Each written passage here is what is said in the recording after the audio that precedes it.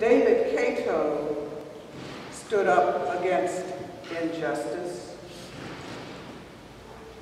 and his truth-telling to the government of Uganda got him killed. Both David and Jesus spoke openly in the marketplace, testified to what they knew was true, but they were marked men. They had lived similar lives. They grew up in conservative families. Both were teachers. Spent time apart so that they could gain strength to face the days ahead. Jesus in the desert wilderness, where he became wiser and stronger. David in apartheid South Africa, where conditions wisened him and made him strong. They were both unassuming people, but so inspirational that one could not help but sit and listen when they spoke.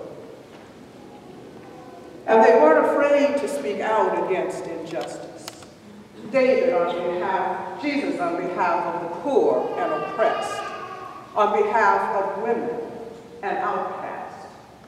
David on behalf of gay, lesbian, transgender, and bisexual people. Jesus spoke out in Jerusalem.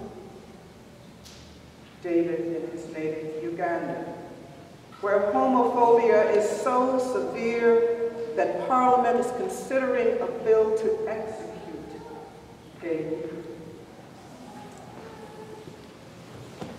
During the time David was in South Africa, the country moved from apartheid to freedom. That's when he knew he had to return to his own country and be part of its liberation. And so he went home. And he came out to his family and friends and began to work towards the liberation of other gays and lesbians and bisexuals and transgender people. But some people exposed him. They published his picture in the paper next to headlines that read, "Hang him," or in today's Good Friday terms, crucify him. He knew what he was doing was dangerous, but he also knew that he had to do it if gay and lesbian people were ever to be liberated and treated equally. Over 2,000 years ago, in the middle of the day, Jesus was hung on a cross between two thieves for daring to challenge the status quo. On January 26, 2011, David Cato was beaten to death with a hammer by an acquaintance, also in the middle of the day, for daring to challenge the status quo.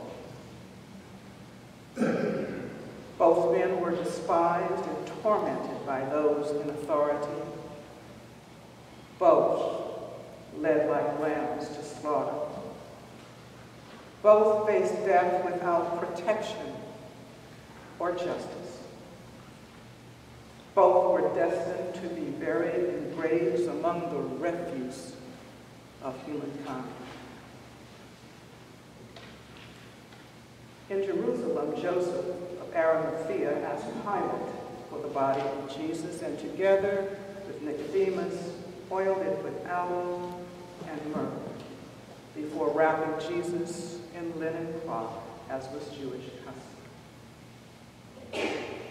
In Kampala, Uganda, villagers grabbed the microphone from the preacher who stood in the pulpit at David Cato's funeral and raged against gay and lesbian people. Then they took David's body away from the burial place reserved for him and prepared a special place where Anglican Bishop Christopher Singyongjo officiated, in spite of the fact that he too remains on the government's hit list.